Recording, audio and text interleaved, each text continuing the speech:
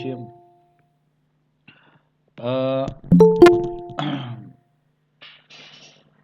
Hello alkane અને hello એરિનની અંદર આગળ વધતા આપણો નેક્સ્ટ ટોપિક પાર્ટ 7ની અંદર આવશે। તમારી પાસે બુક હશે તો બુકની અંદર પણ તમે જોઈ શકતા હશો કે ભાઈ કેન્દ્ર અનુરાગી વિસ્થાપન પ્રક્રિયાઓનો અવકાશ એ ટોપિક આજે આવી શકે છે તમારા માટે। કેન્દ્ર અનુરાગી વિસ્થાપન પ્રક્રિયાઓનો અવકાશ રસાયણ દ્રષ્ટિકોણ કેવો હોય? દોસ્તો અવકાશ રસાયણ એટલે શું? સાંભળજો, આ કેન્દ્ર અનુરાગી વિસ્થાપન પ્રક્રિયાઓમાં અવકાશ રસાયણ એટલે ગઈકાલે આપણે ચર્ચા કરેલી, યાદ હોય તો ખાલી આ હાઇલાઇટ કરાવી દઉં તમને હું પાછું એકવાર। દાખલા તરીકે કોઈ મધ્યસ્થ પરમાણુ કાર્બન સાથે ફ્લોરિન, ક્લોરિન, બ્રોમિન અને આયોડિન જોડાયેલો છે કે નથી? તો આ FCl Br અને I એ કઈ જગ્યાએ છે દોસ્તો? તો સર આ બધા અવકાશમાં છે, હે ને? આ અવકાશમાં છે એટલે ઘણીવાર શું કરીએ આપણે? આને સીધો બંધ બતાવીએ, આને જાડો બંધ બતાવીએ અને આને ડોટ વાળો બંધ બતાવીએ અને આને સીધો બતાવીએ। તો આ ત્રિપરિમાણમાં જ્યારે બંધન દર્શાવવું હોય તો આવા ઘાટા બંધો દ્વારા પણ આપણે એ બંધનને સમજી શકીએ છીએ, સમજાવતા હોઈએ છીએ। ખબર છે આપણને કે નથી ખબર? આવી ખબર છે?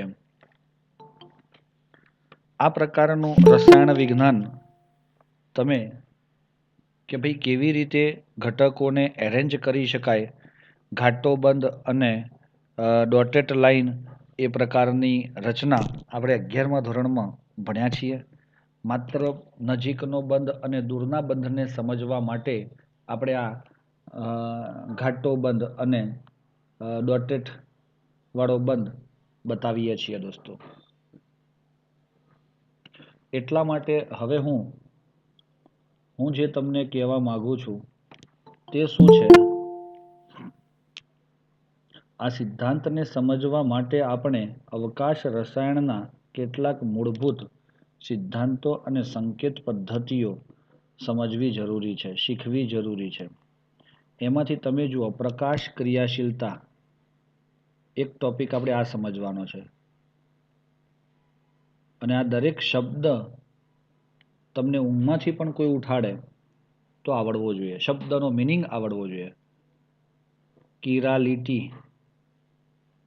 ત્રીજો શબ્દ છે ધારણ, ચોથો શબ્દ છે વ્યુત્ક્રમણ અને પાંચમો શબ્દ છે રેશમીકરણ। આટલા શબ્દો ખાસ સમજવા હોય તો આપણે અવકાશ રસાયણ સમજી શકીએ। અને આજે આપણે આટલા શબ્દો સમજવાનો પ્રયત્ન કરીશું। તૈયાર છો દોસ્તો? યસ। શરૂઆત આપણે કરીએ છીએ પ્રકાશ ક્રિયાશીલતાથી। નંબર 1, પ્રકાશ ક્રિયાશીલતા। દોસ્તો આ સમજાવવા માટે હું તમને બતાવું છું અહીંયા, દાખલા તરીકે કોઈ ઉદ્ગમમાંથી પ્રકાશ નીકળે છે તો અસમતલીય પ્રકાશ છે, ધ્રુવીભૂત પ્રકાશ। પરંતુ જ્યારે તેને પ્રિઝમમાંથી પસાર કરવામાં આવે, શેમાંથી? પ્રિઝમમાંથી, તો એની રેખાઓ એક જ સમતલમાં બને છે। સમજો, બહુ મસ્ત વાત છે। સમતલીય, આ અસમતલીય છે અને આ સમતલીય ધ્રુવીભૂત પ્રકાશ થયો। ઓકે, હવે આ અસમતલીય ધ્રુવીભૂત પ્રકાશને આપણે પોલેરીમીટરની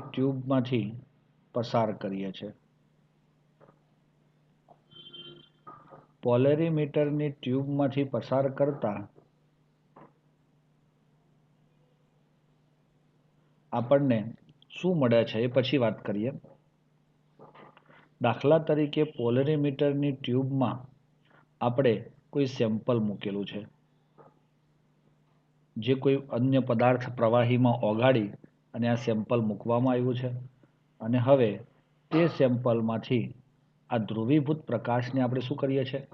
પસાર કરીએ છીએ. સમજી લેજો, આ પ્રસાર કર્યો. ચાલો આમ વિચારીએ કે આ ધ્રુવીભૂત પ્રકાશ આમાંથી શું થાય છે? પસાર થાય છે. તો આ પદાર્થ પ્રકાશ ક્રિયાશીલ છે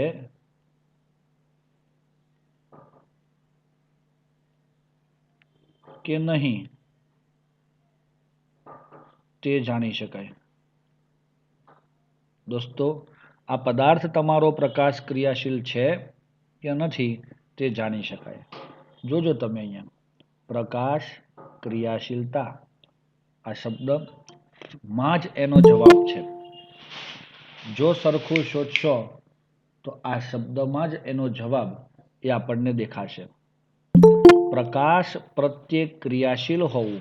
દાખલા તરીકે આ અસમતલીય પ્રકાશ હતો, આ ધ્રુવીભૂત પ્રકાશ છે. સમતલીય છે, એક જ તળમાંથી પસાર થાય છે, તો એ સીધો પસાર થઈ જાય. જેવો આપણે પસાર કર્યો તો તેવો ને તેવો જ પસાર થઈ જાય, તો આપણે તેને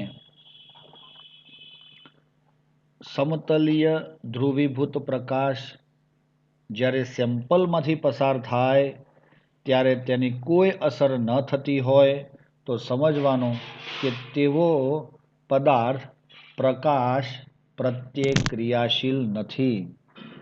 શું નથી દોસ્તો? પ્રકાશ પ્રત્યે ક્રિયાશીલ નથી, પરંતુ એનું કોણાવર્તન કરે જમણી બાજુ.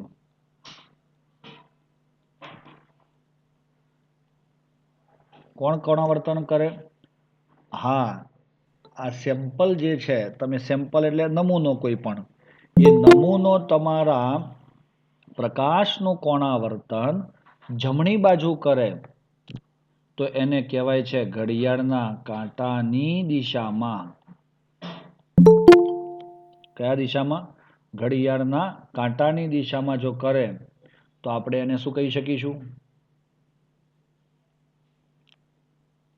યસ, એને આપણે એમ કહી શકીએ કે તે ડેક્સ્ટ્રો, એટલે અંગ્રેજીમાં ડેક્સ્ટ્રો એની સંજ્ઞા લખાય સ્મોલ ડી, અથવા આપણે પ્લસ લખીએ છીએ, તરીકે ઓળખવામાં આવે છે.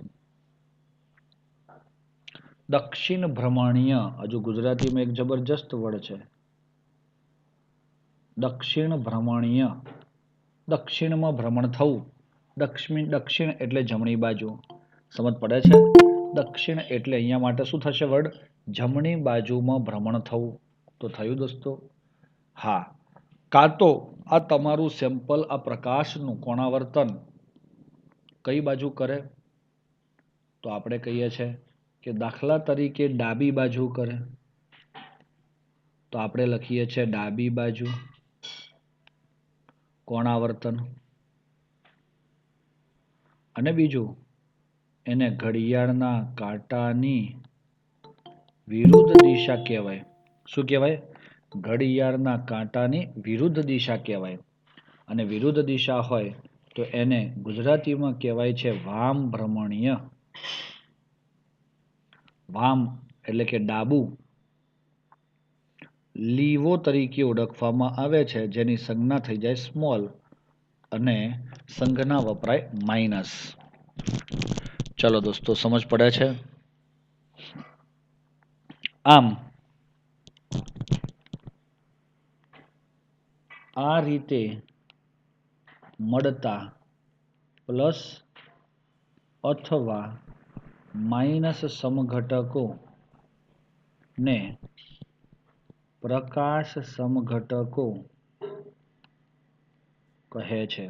દોસ્તો, તમારો આ ધ્રુવીભૂત પ્રકાશ જમણી બાજુ જશે કે ડાબી બાજુ જશે તેનો આધાર કોના ઉપર છે? કોના ઉપર છે? સેમ્પલ ઉપર છે કે તમારું સેમ્પલ એ પ્રકાશનું કોણાવર્તન જમણી બાજુ કરે છે કે ડાબી બાજુ કરે છે, એ આ રીતે આપણે શોધી શકીએ છીએ. DKL એ પ્રાયોગિક રીતે જ નક્કી થાય છે. મતલબ તમારો ઘટક ડી એટલે કે ડેક્સ્ટ્રો બનશે કે લીવો બનશે એ હું જોઈને કહી શકતો નથી. અહીં તમે બેન્ઝીન પણ મૂકી શકો, તમારું પાણી પણ મૂકી શકો, તમારું ગ્લુકોઝવાળું દ્રાવણ પણ મૂકી શકો, ખાંડવાળું દ્રાવણ પણ મૂકી શકો, અથવા તો તમે કોઈ પણ સંયોજનને આ સેમ્પલ તરીકે લઈ શકો અને આ પ્રકાશને પાસ કરો અને પ્રકાશ જો સીધો બહાર નીકળી જાય તો આપણે સમજવાનું થાય કે એવો પ્રકાશ અહીંયા શું હોય? એવો પ્રકાશ શું હોય? પ્રકાશ એવો પદાર્થ તો પદાર્થ પ્રકાશ અક્રિયાશીલ બને છે. શું બને છે દોસ્તો? પ્રકાશ અક્રિયાશીલ બને છે. તો દોસ્તો તમને સમજ પડે છે કયો પ્રકાશ અક્રિયાશીલ બન્યો?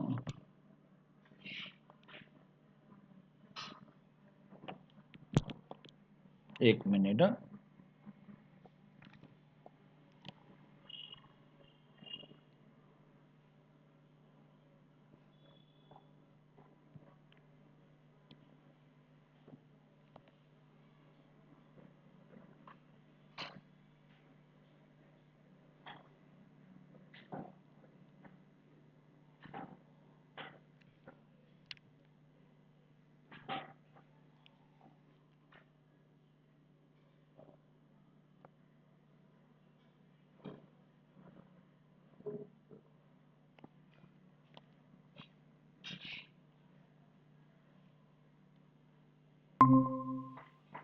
હા, ચાલો મિત્રો આગળ વધીએ. તો તમને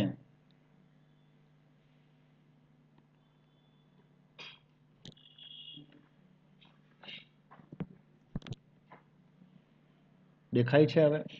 મેં આ કાળા અક્ષરે જે લખ્યું ને, પ્રકાશ અક્રિયાશીલ ક્યારે બને?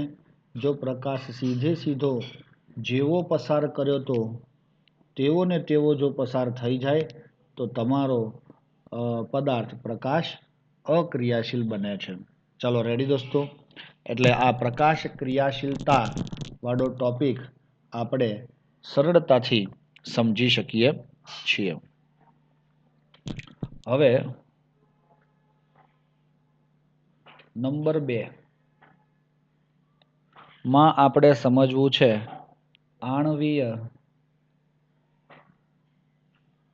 આણ્વીય અસમમિતિ, બીજું કિરાલિટી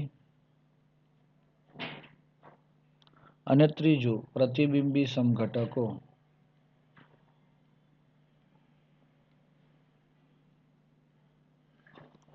ચલો હવે હું તમને સમજાવું.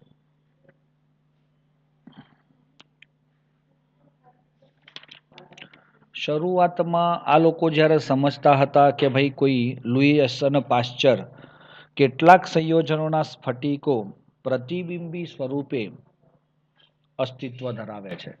કેવા સ્વરૂપે હોય? પ્રતિબિંબ હોય.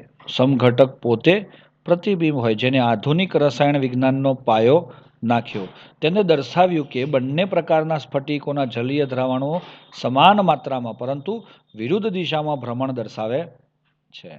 હા દોસ્તો ધ્યાન રાખજો. તો તેઓ માનતા હતા કે પ્રકાશ ક્રિયાશીલતા જોવા મળતો આ તફાવત બંને સ્ફટિકોમાં પરમાણુની ત્રિપરિમાણીય ગોઠવણી સાથે સંકળાયેલો હોવો જોઈએ. આનો શું મતલબ થાય? કે તમારું આ ડેક્સ્ટ્રો અને લીઓ મળે છે, પ્રતિબિંબી સમઘટકો એવી રીતે એ વખતે નક્કી કરતા હતા કે ભાઈ એક ડેક્સ્ટ્રો હોય અને બીજો લીઓ હોય, તો આ બંનેનું તમે સમાન માત્રામાં દ્રાવણ મૂકો તો એ ડેક્સ્ટ્રો અને લીઓ બંને પ્રકારના સમઘટકો જોવા મળે છે અને બંને એકબીજાના પ્રતિબિંબ હોય તેવો આપણને ભાસ થતો હોય છે. ઓકે દોસ્તો, હવે આણવીય અસમમિતિ હું શબ્દ વાપરું છું. અસમમિત કાર્બન કોને કહેવાય? અસમમિત કાર્બન કોને કહેવાય? તો મિત્રો હું તમને કહીશ અહીંયા, અસમમિત કાર્બન એટલે શું કે ભાઈ જ્યારે કાર્બનની સંયોજકતા 4 છે, A, B, C અને D, ચારે સંયોજકતા જુદા જુદા પરમાણુ અથવા સમૂહ દ્વારા સંતોષાયેલી હોય, જુદા જુદા, તો એવા કાર્બનને અસમમિત કાર્બન તરીકે ઓળખવામાં આવે છે. સમજો, અસમમિત કાર્બન એટલે શું? યસ, કે કાર્બનની ચારેય સંયોજકતા, બહુ અગત્યનો શબ્દ છે આ, કાર્બનની ચારેય સંયોજકતા એટલે 4 બંધ બનાવવાની વૃત્તિ, એ 4 જુદા જુદા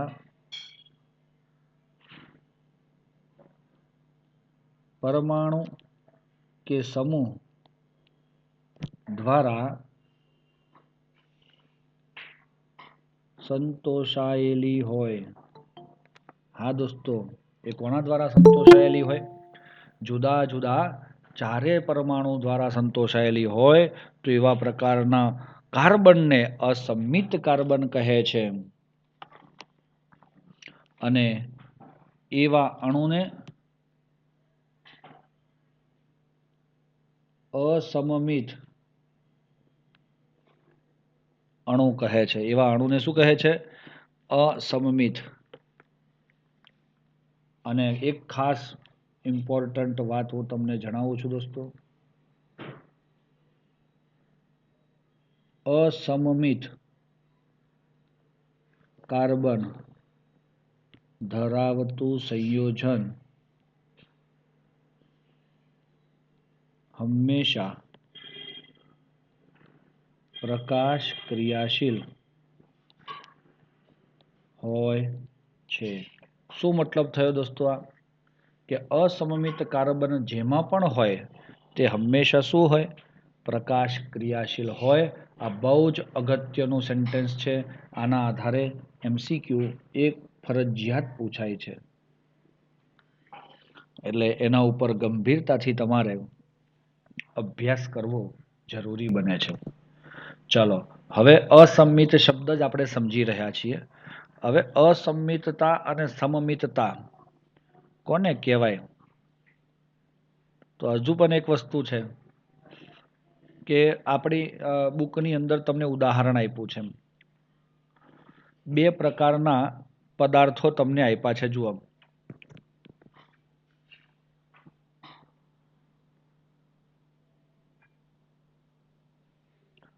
એમાં કિરાલિટી શબ્દ હવે સમજવા જઈ રહ્યા છીએ આપણે. તો કિરાલિટી, એમાં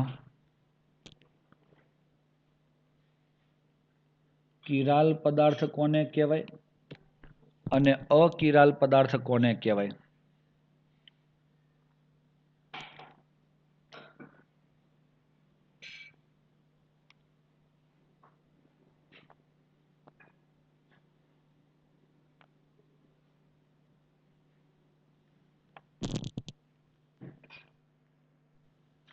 જે સંયોજનો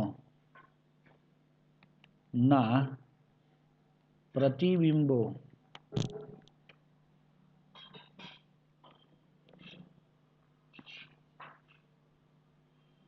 એકબીજા ઉપર પ્રતિબિંબોને એકબીજા પર અધ્યારોપિત કરી શકાતા નથી,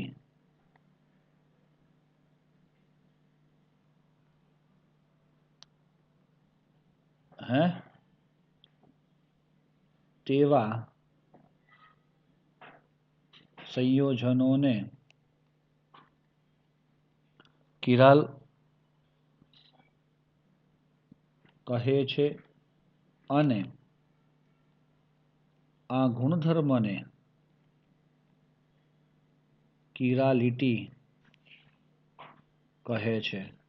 તો દોસ્તો કિરાલ પદાર્થ કોને કહેવાય? દાખલા તરીકે તમે હાથનો પંજો લીધો તો આ તમારો અંગૂઠો છે, આ નાની આંગળી, થોડી મોટી આંગળી, નાની આંગળી, ટચલી આંગળી, બરોબર છે। જો આ તમારો હાથ હોય તો એનો બીજો હાથ તમારો કેવો હોય? થોડો હરખો સમજજો, હરખો છે તેવું સમજવાનું। ઓકે, ઓ મરી ગયા। તો દોસ્તો આ બંને હાથમાં તમે જોઈ શકો છો કે ભાઈ આ અરીસો મૂક્યો છે, આ બંને એકબીજાના પ્રતિબિંબ છે। આ હાથને સીધે સીધો ઉઠાઈ આની ઉપર મૂકું તો અધ્યારોપિત થતો નથી। પગનો પંજો હોય તો પણ તમને દેખાડે જ છે, અમને જુઓ પગલા પાડીને, હે, તો એને બિન અધ્યારોપિત તરીકે પણ ઓળખવામાં આવે છે। અને બીજી વાત, બીજો શબ્દ આવે અકિરાલ પદાર્થો, અને બીજી વસ્તુ જનરલી પેલા જે કિરાલ હોય તે પ્રકાશ ક્રિયાશીલ હોય પણ અને ના પણ હોય, પરંતુ બીજો શબ્દ આવે છે અકિરાલ પદાર્થો, કે વ્યાખ્યા એની જ જે સંયોજનોને ના પ્રતિબિંબોને એકબીજા પર અધ્યારોપિત કરી શકાય છે તેવા સંયોજનોને કયા કહેવાય છે? અકિરાલ પદાર્થ કહે છે। શું કહે છે? અકિરાલ પદાર્થ કહે છે। ઓકે, અને બીજા શબ્દોમાં બિન અધ્યારોપિત પ્રતિબિંબો અને આને અધ્યારોપિત પ્રતિબિંબો તરીકે ઓળખવામાં આવે છે। એમાં આ કોઈ સર્કલ ડ્રો કર્યું હોય અને આ બીજું સર્કલ હોય તો તમે જોઈ શકતા હશો કે આ એક ગોળો એ બીજા ગોળા ઉપર શું થાય છે દોસ્તો? અધ્યારોપિત થઈ શકે છે।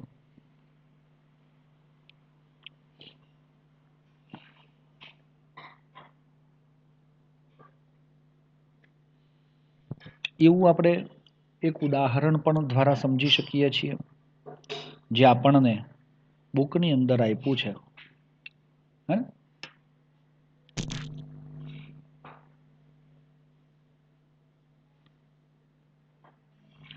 બે ઉદાહરણથી આપણે સમજવું છે।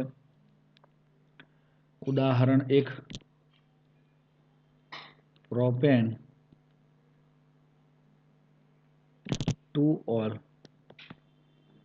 બ્યુટેન ટુ ઓલ, બંનેમાં શું ફરક છે દોસ્તો? જુઓ તમે, CH3 CHOH CH3, આ propane to all, CH3 CHOH CH2 CH3, એને કહેવાય બ્યુટેન ટુ ઓલ। તો મિત્રો સમજ પડે છે? આ બે ઉદાહરણોને આપણે સમજવા માંગીએ છીએ આ બંને વસ્તુની અંદર। દોસ્તો હા, આ પ્રતિબિંબી સમઘટકોને બીજો એક શબ્દ પણ ઇનેન્શિયોમર એવો વપરાય છે, એની પણ ચર્ચા આપણે કરીશું। ઇનેન્શિયોમર, પ્રતિબિંબી સમઘટકો। ઉદાહરણ એક, પ્રોપેન ટુ ઓલ, એની અંદર આપણે સમજવું છે દોસ્તો। ચાલો હું તમને બતાવું છું। અહીંયા દાખલા તરીકે આ મધ્યસ્થ કાર્બન છે, આ OH, આ CH3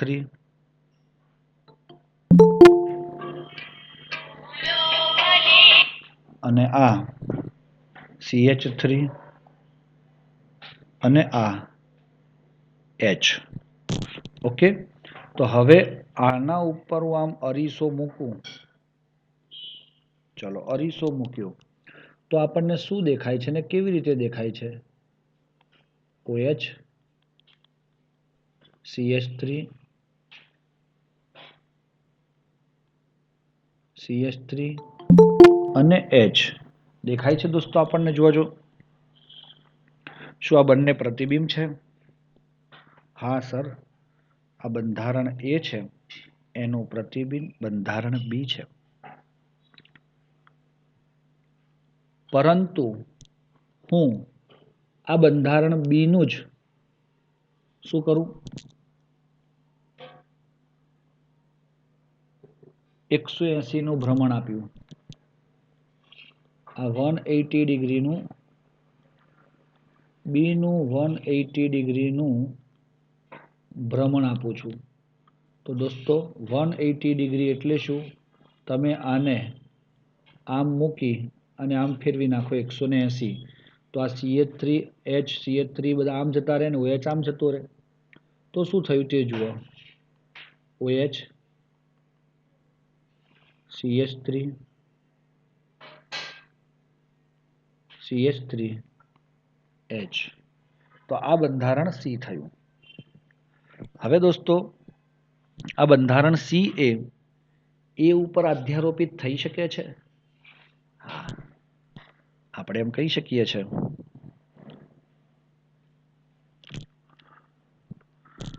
ચલો, પહેલી વસ્તુ, બંધારણ A પાસે અસમમિત એટલે કે કિરાલ કાર્બન છે કે નથી? નથી, કારણ કે કિરાલ કાર્બન એને કહેવાય કે જેના બધા જ પરમાણુઓ જુદા જુદા કાર્બન સાથે જોડાયેલા બધા જ સમૂહ જુદા હોય. OH છે, H છે, ચલો જુદો છે, CH3 જુદો, પણ પાછો CH3 આવ્યો એટલે એ કેવા થશે? સરખા થશે. ઓકે, ચલો હવે બંધારણ A પાસે અસમમિત કિરાલ કાર્બન નથી. ચલો, પહેલી વાત પૂરી થઈ ગઈ. પછી બીજી વાત, એનું કારણ શું છે? ખબર પડી ને? કારણ તો આ જ છે, કાર્બન પાસે એટલે કે સાથે જોડાયેલ સમૂહ એક સમાન છે, એટલે કે જુદા જુદા નથી એમ લખાય ને? સોરી, જુદા જુદા નથી. તો આવું આપણે રીઝન એને આપી શકીએ છીએ.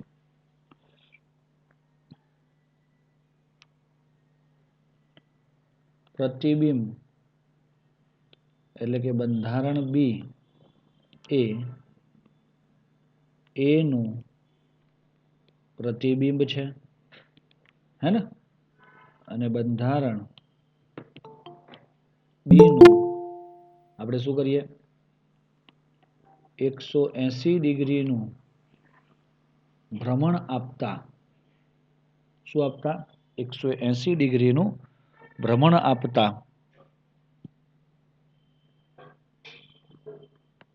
બંધારણ શું મળે છે? C મળે છે. અને આપણે જોઈ શકીએ છીએ કે બંધારણ C એ બંધારણ A પર શું થઈ શકે છે?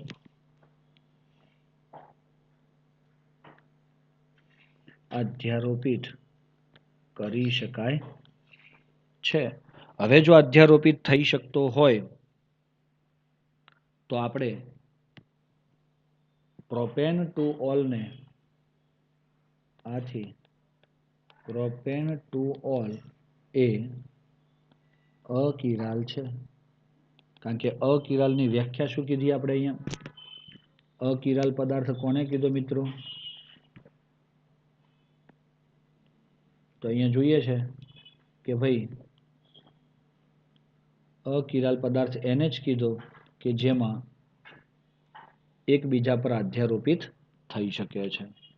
તો આથી નક્કી થયું કે પ્રોપેન ટુ ઓલ એ અકિરાલ પદાર્થ છે. ચલો હવે બીજું ઉદાહરણ પણ આપણે તમને આપવું છે. તેની જો ચર્ચા કરીએ તો નંબર 2 અહીંયા લખીએ, બ્યુટેન ટુ ઓલ. તો દોસ્તો same to same OH CH3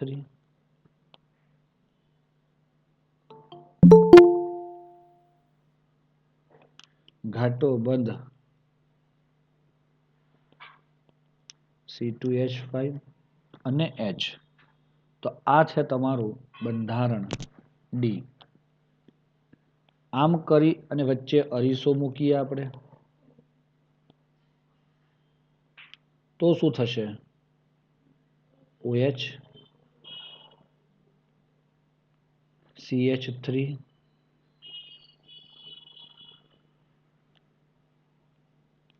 C2H5 અને H. તો આ પ્રતિબિંબ થયું. હવે દોસ્તો આનું 180 નું ભ્રમણ આપણે આપીએ. જોજો હા, હવે આ આકૃતિને ખાસ સમજવાની જરૂર છે દોસ્તો. આપણે 180 ડિગ્રીનું ભ્રમણ, તો આ સી સાથે આ જે ઘાટો બંધ છે આપણો તે ડોટેડ લાઈન OH તો આમ જતો રહ્યો, C2H5 CH3 અને H બને છે.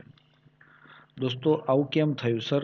આ આમ હોય તો આમ જ આવે, પણ 3D માં જ્યારે વિચાર કરશો ત્યારે આ CH3 અને તમારો C2H5 એ બંને રિપ્લેસ બતાવશે અને હવે તમે આ A D E અને F બંધારણ થયું. તો આપણે એમ કહી શકીએ બંધારણ F ને એ તો ખબર પડી ગઈ કે D અને E એકબીજાના પ્રતિબિંબ છે, પરંતુ 180 નું ભ્રમણ આપતા મળતું બંધારણ A એટલે બંધારણ F એ D પર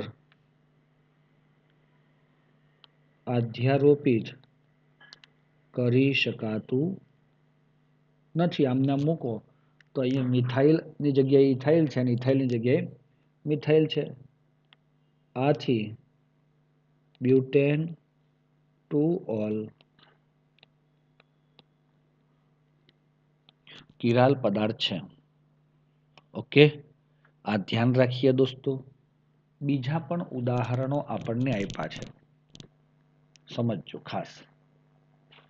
અન્ય ઉદાહરણ કેવા? કિરાલના ભાઈ 2,3 ડાયહાઇડ્રોક્સી 2 ક્લોરોબ્યુટેન પહેલું,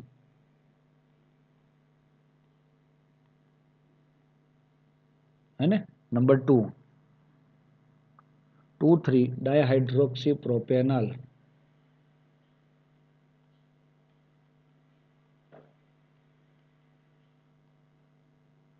ત્રીજું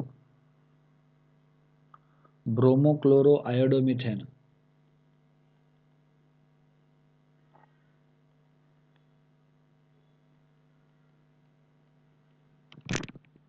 અને ચોથું 2 બ્રોમોપ્રોપેનોઇક એસિડ.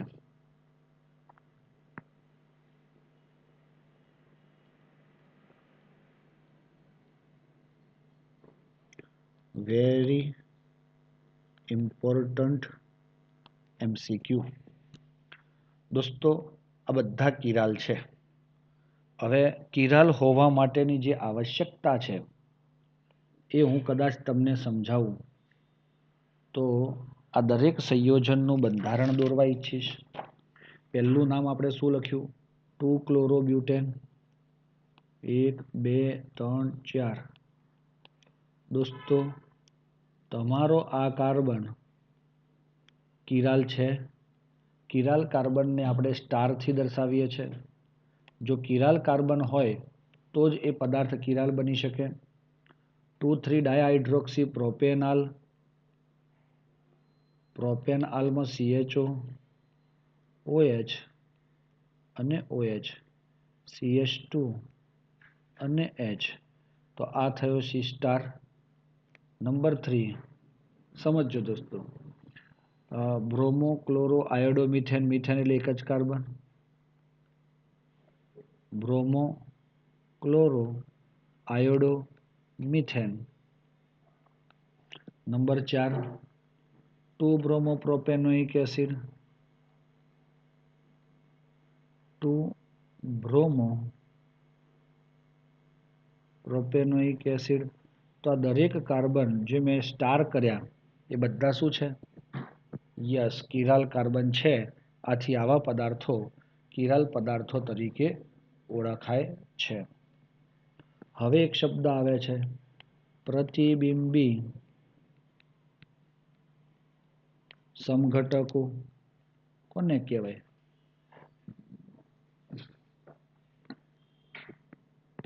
જે પદાર્થના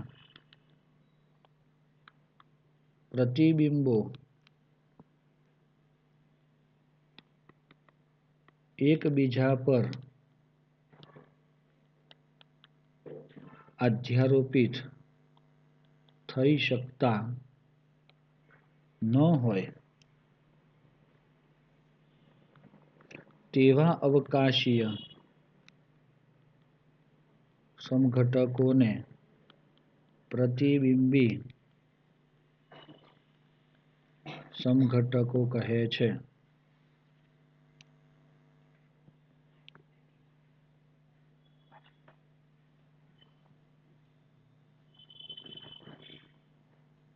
ઓકે, તો આ રીતે આપણે કહી શકીએ છીએ. ચાલો, અંગ્રેજીમાં જેને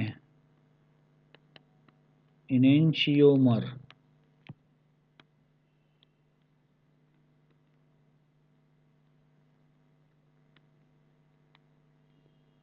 કહે છે. ઇનેન્શિયોમર શબ્દ પૂછાય છે. તમને એમ થાય કે ભાઈ પ્રતિબિંબી કોણ કહેવાય? તો ઉપરની જે આ આકૃતિ એવડા હાલ આપણે જોઈ ને, આમાં તમારો આ જે પદાર્થ છે A અને B, આને સીધો ઉઠાઈને આના પર મૂકો તો શું ત્યાં અધ્યારોપિત થાય? ના થાય. એટલે આ બે પ્રતિબિંબી કહેવાય. હવે D અને E એ બેને મૂકો એકબીજા ઉપર સીધે સીધા તો શું અધ્યારોપિત થાય? ના થાય. OH ના આખા સ્થાન બદલાઈ ગયેલા છે એટલે ન થાય. તો એવા પદાર્થોને શું કહેવાય? પ્રતિબિંબી સમઘટકો કહેવાય. આ અગત્યનો ટોપિક પણ છે હા દોસ્તો. જેમના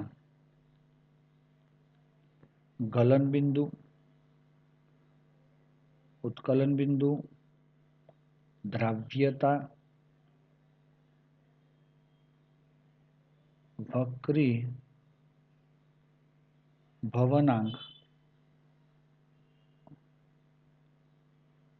જેવા ગુણ સમાન હોય છે. દોસ્તો, ગલનબિંદુ, ઉત્કલબિંદુ, દ્રાવ્યતા અને વક્રી ભવનાંક જેવા ગુણો કેવા હોય છે? સમાન હોય છે. ચાલો, ખબર પડે છે આપણને. બીજો એક શબ્દ ખાસ, જો એક પ્રતિબિંબી સમઘટક ડી, હે ને, એટલે દક્ષિણ ભ્રમણીય હોય તો બીજો પ્રતિબિંબી સમઘટક હંમેશા L હોય છે. એટલે એકબીજાના સમઘટકો કહેવાય, જે ઓલમોસ્ટ ડેક્સ્ટ્રો અને લિયો હોય છે. કે દોસ્તો હવે એક શબ્દ બીજો નવીન આવે છે આપણને, રેસેમી મિશ્રણ. દોસ્તો આપણે એમ કહીએ છીએ હવે અહીંયા,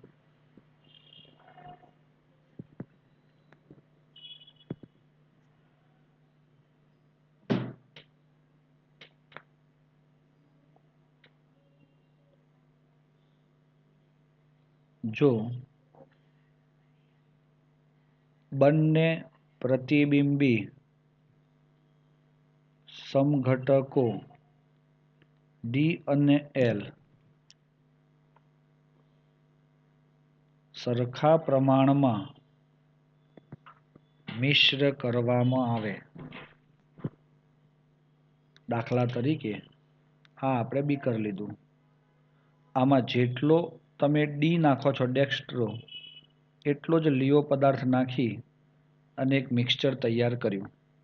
તો હવે જ્યારે હું પ્રકાશ પસાર કરું આમાંથી ધ્રુવીભૂત, તો એ જેટલો ડેક્સ્ટ્રો જતો હતો એટલો જ લીવો જાય છે. એટલે લીવો જતો હોય તો એનો જે અસર છે, એનું જે ફેરફાર છે, એની અસરને નાબૂદ કરે છે લીવો. ડેક્સ્ટ્રોની અસરને લીવો નાબૂદ કરે છે. એટલે એવો પદાર્થ શું બને? એકચ્યુઅલી તમે જોશો તો એ પદાર્થનો કોણીય જે પ્રકાશ છે, ધ્રુવીભૂત પ્રકાશનું કોણાવર્તન થતું નથી. કારણ કે જેટલું ડેક્સ્ટ્રોમાં જતું હતું તેટલું જ તે લીવો તરફ જાય છે. આથી આ આપણે સમજી શકીએ છીએ કે તે દર્શાવી શકાતું નથી. તો મિત્રો આ યાદ રાખીશું, કરવામાં આવે તો એક સમઘટક એ બીજા સમઘટકના ભ્રમણને નાબૂદ કરે છે. શું કરે છે? નાબૂદ કરે છે.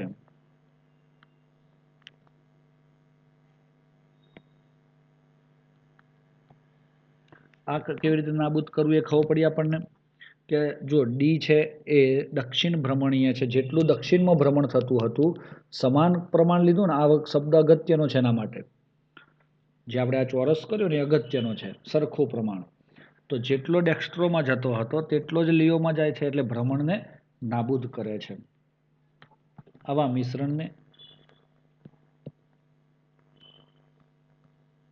મિશ્રણને રેસેમિક મિશ્રણ કહે છે, જેની સંજ્ઞા શું વપરાય ખબર છે? DL અથવા પ્લસ ઓર માઇનસ લગાડાય છે. દાખલા તરીકે plus or minus butane to all.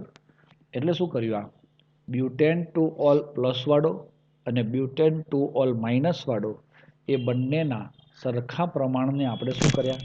ભેગા કર્યા. દાખલા તરીકે સરખી સાંદ્રતા ધરાવતા બે દ્રાવણો હતા. એક હતું પ્લસ બ્યુટેન ટુ ઓલ અને બીજું હતું માઇનસ બ્યુટેન ટુ ઓલ. આ બંનેના 50-50 ml લઈ અને એક અન્ય બીકરમાં મૂકતા અને ધ્રુવીભૂત પ્રકાશ પસાર કરતા તે કેવો મળ્યો?